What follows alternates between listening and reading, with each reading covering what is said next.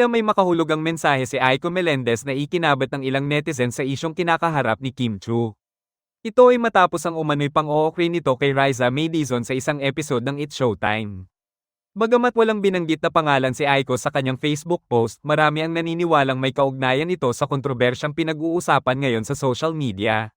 Never joke around about anyone's physical appearance. Beauty has always been relative. What one person finds beautiful may be different for someone else, ani Aiko.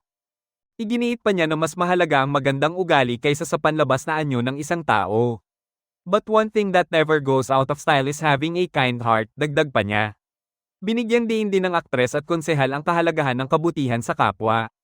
Be the reason someone smiles today, not the reason they lose confidence.